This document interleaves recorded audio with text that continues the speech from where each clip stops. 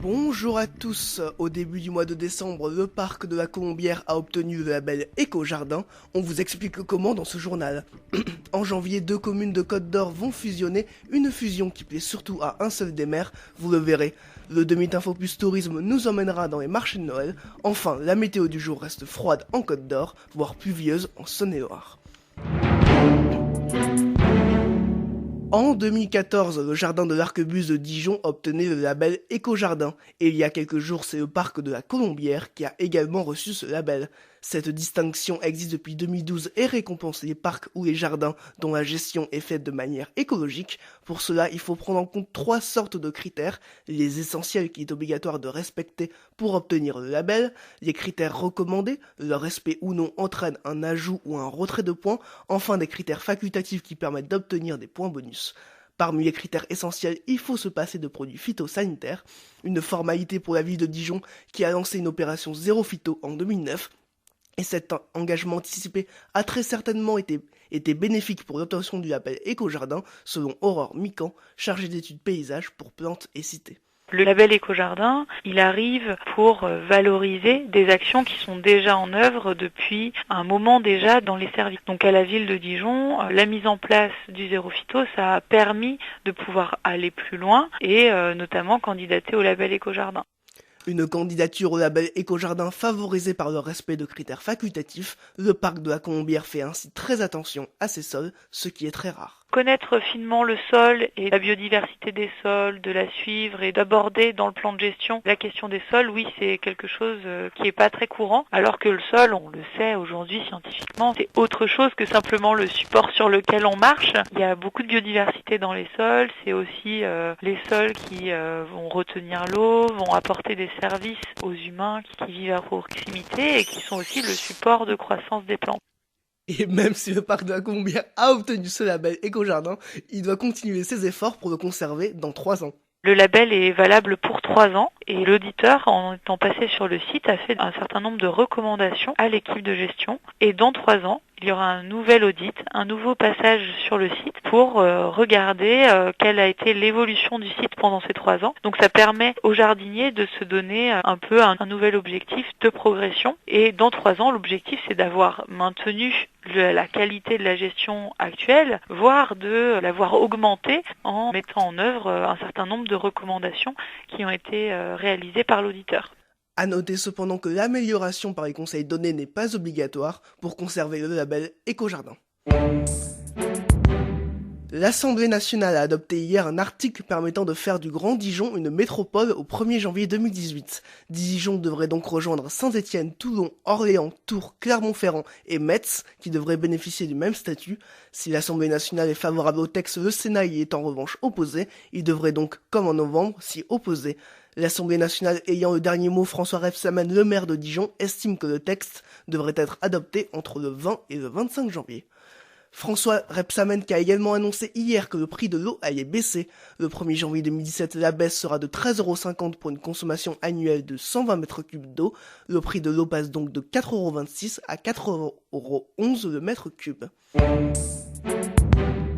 C'est la loi NOTRe qui a conduit à la fusion entre la Bourgogne et la Franche-Comté. Mais la loi NOTRe prévoit également la fusion de communes. Ainsi, à partir du 1er janvier, 2 communes du sud de la Côte d'Or, à proximité de Meursault, vont utiliser cette possibilité. Cormont-le-Grand, commune de 150 habitants, et Vauchignon, qui compte 50 habitants, vont former Cormont-Vauchignon. Mais c'est surtout Vauchignon qui est favorable à cette fusion. Marc Denisot, le maire de Cormont-le-Grand, était quant à lui plutôt hésitant. Il a donc organisé un référendum et les habitants ont souhaité fusionner.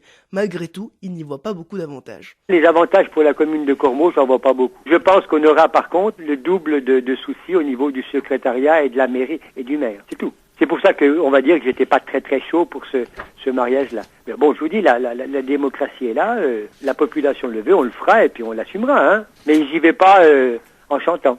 J'y vais parce que je suis obligé d'y aller.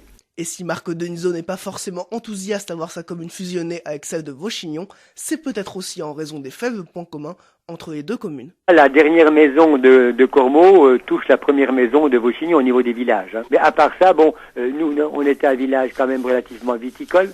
Bon, un petit peu agricole, mais surtout viticole. Hein. C'est-à-dire que Vauchignon n'avait pas de vigne. Déjà, oui, c'était pas tout à fait la même entité quand même. C'est la proximité, à mon avis, qui a poussé un peu peut-être les gens de la municipalité de Vauchignon à pousser pour ce mariage.